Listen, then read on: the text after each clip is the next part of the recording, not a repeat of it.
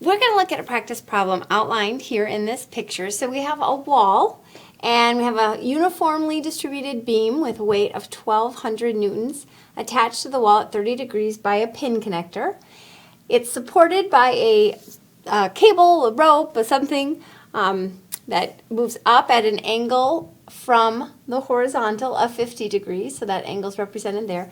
And we have a mass hanging off the end of that beam, that apparatus.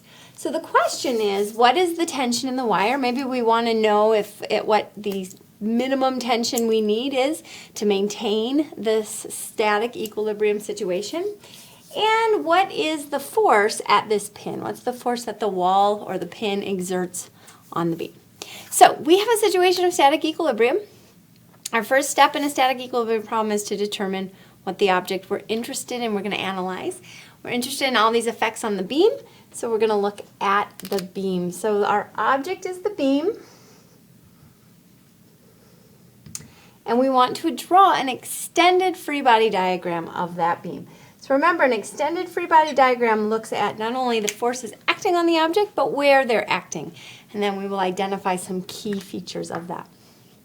So, what are some forces acting on the beam? Now, we're going to talk about the interactions. I'm not going to write them. We have very limited space in our display, but what are the key features acting on this beam?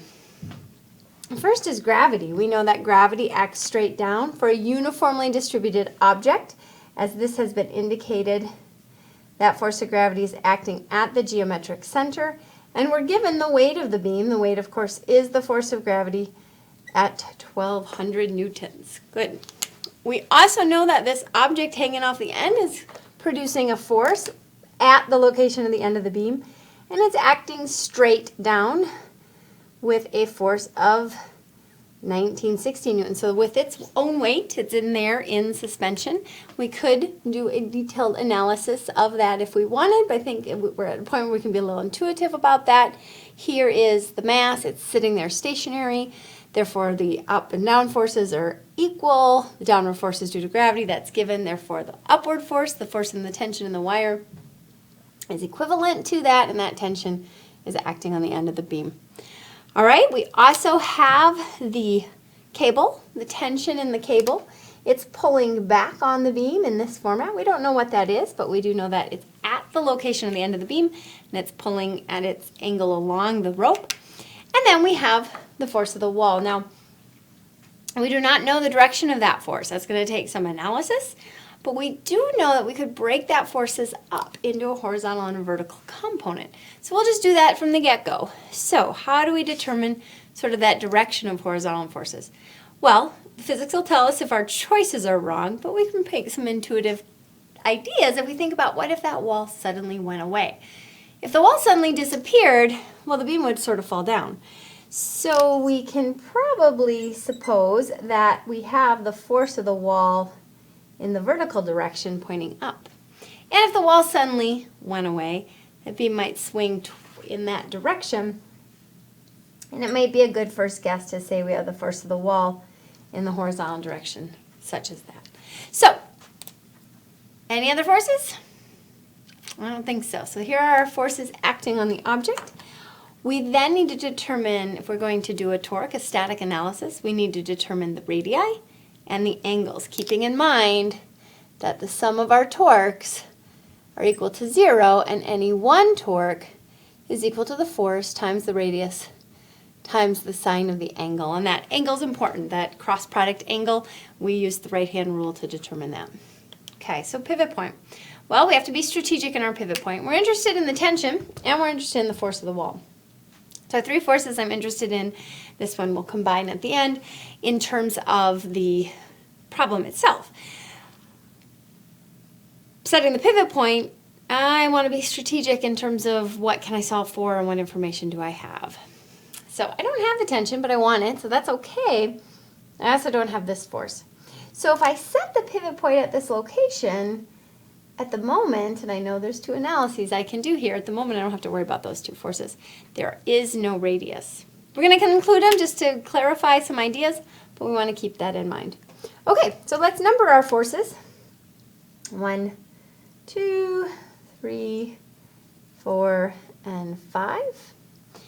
And we will look at the torque of each one. That gives us the net torque.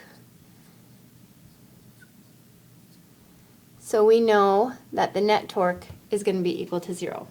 Well, the force 1, we have force 1 times radius 1 times the sine of angle 1.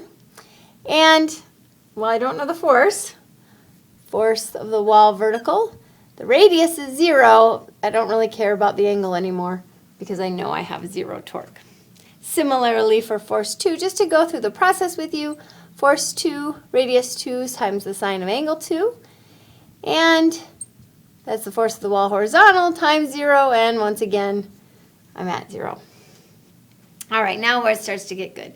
We need to define the radii and the angles for each of these next forces. For force 3, we need force 3, radius 3, sine of theta 3. So let's look at what those values give us.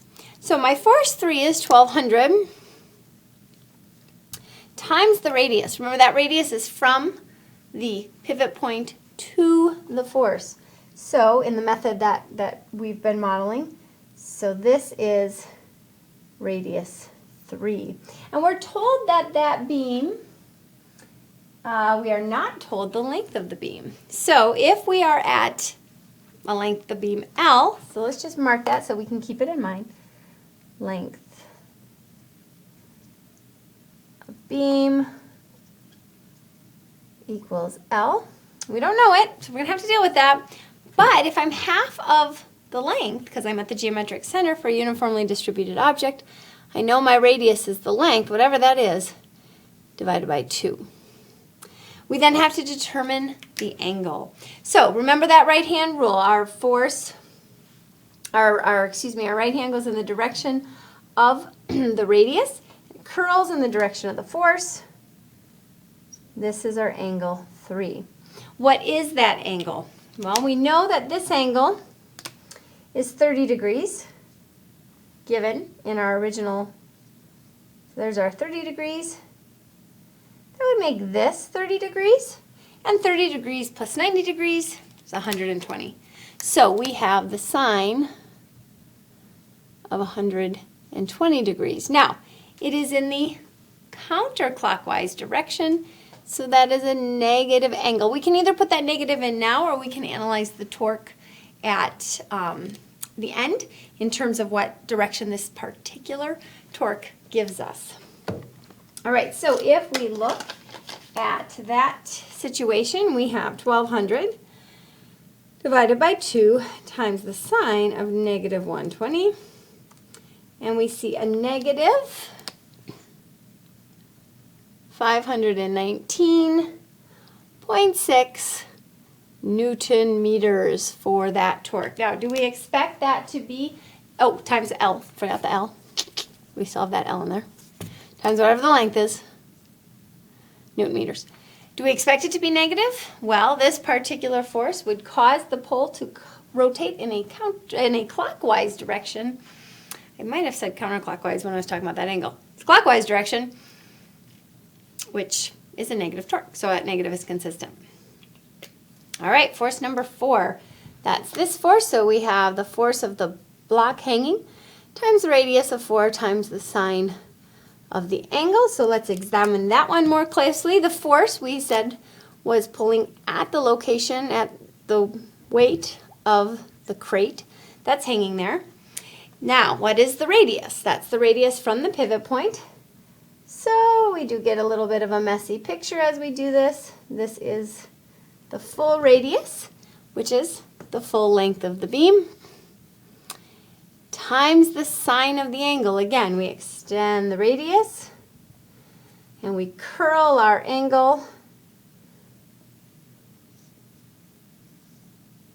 There is angle 4. Angle 4 and angle 3 are identical, so we have negative 120 degrees. So that gives us 1960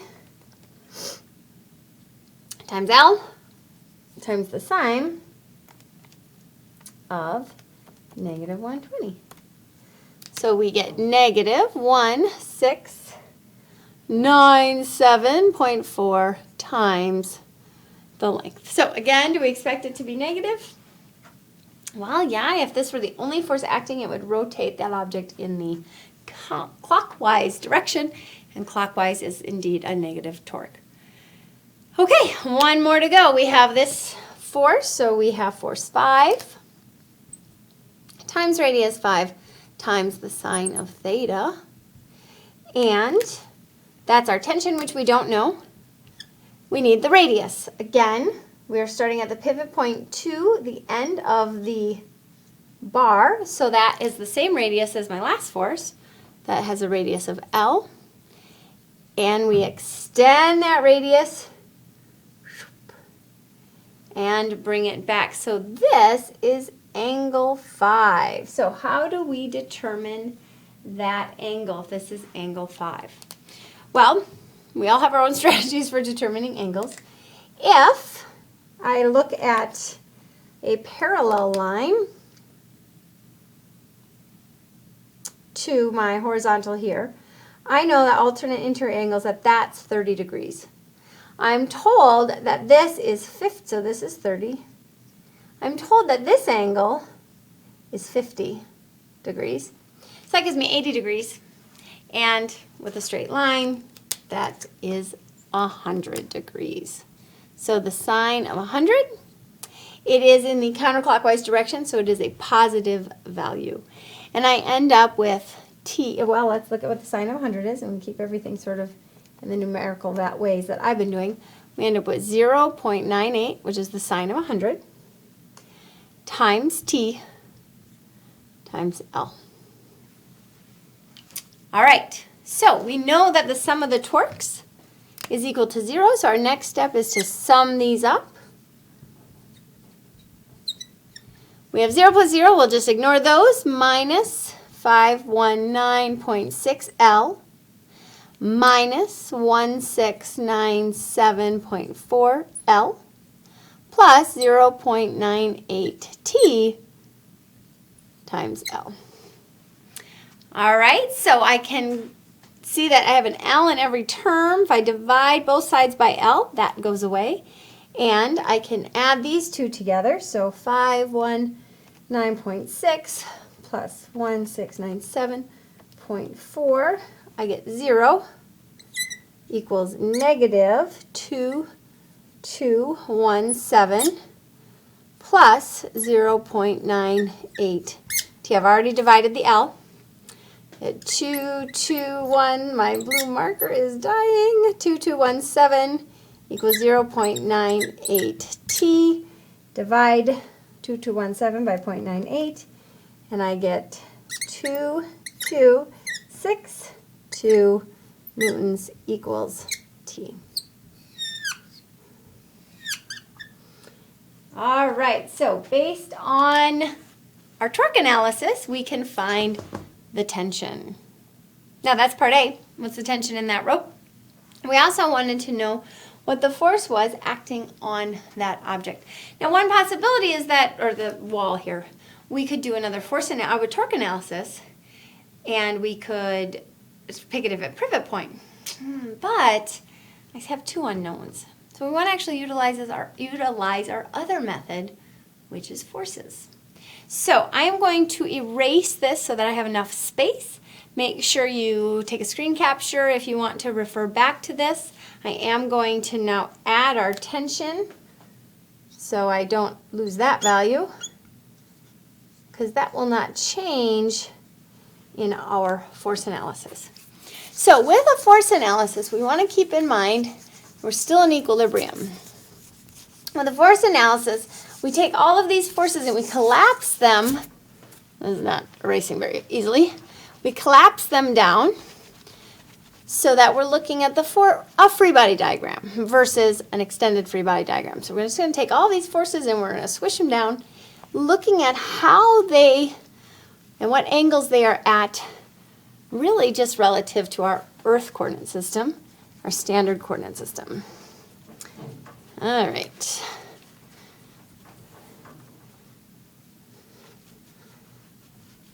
So, I'd be in class where I'd be like telling some joke or something. So I erased the board. Can't think of one. Okay, so let's do a free body diagram now of the beam. We're going to take all of the same forces that we had before. We have our force of the wall vertically. We have our force of the wall horizontally. Our force of gravity points straight down. That's of the beam. We have the force of gravity of the mass that also points straight down. It's actually a bigger arrow, I suppose. Force of gravity of the crate. And we have the tension. That's pointing up and at an angle. So my free body diagram is not good relative to the sizes of the forces. But we're just going to go with it. Okay. Well, the force analysis, we run that same process. I'm going to use the exact same numbering. Then I know I have all my forces. I had 5 before, and I better have the same 5 when I do the analysis of forces that I did of torques. So there's my forces, and I'm going to separate them into their horizontal and vertical components. I'm going to get rid of the blue for a moment to save it. Our first force is the vertical force of the wall. Well, that means it has no horizontal component, and it only has the vertical force of the wall pointing straight up. Second force, the horizontal force of the wall. It's pointing to the right, so it's positive, nothing on the vertical. Our third force is our force of gravity of the beam itself. So we know that is 1,200 newtons, and it's pointing down. Our fourth force is the force of the crate. It is also pointing straight down, and we know its weight to be 1960. And the tension, which is actually pointing in 2 directions. We're told that this is 50 degrees. So there's our angle theta. So our horizontal component is adjacent to that 50 degrees. I'm going to use the 50, but I need to keep in mind that it's pointing to the left. So it is adjacent, but it's negative. Okay, so keep in mind. My vertical component is opposite, and it is pointing up. So we are going to keep that as a positive value. All right, now recognizing that we're in equilibrium, so the sum of the forces horizontal are equal to 0, as are the sum of the forces vertical. Perfect. So I'm going to pull 2 values for these at this point because I do have my tension. So I have 2,262 times the cosine of 50, and that is going to be negative 1453. It's actually 1454 because it's 0.98, so we're going to go 1454. And then we have 2,262 times the sine of 50. That gives us 1733. We'll use whole numbers. All right. We're going to add these 2 forces up. I'm going to do it over there horizontally. We have the force of the wall horizontal, plus 0, minus 1454. That equals 0. The sum of the forces are equal to 0. So we see that the force of the wall horizontal is equal to 1454 newtons.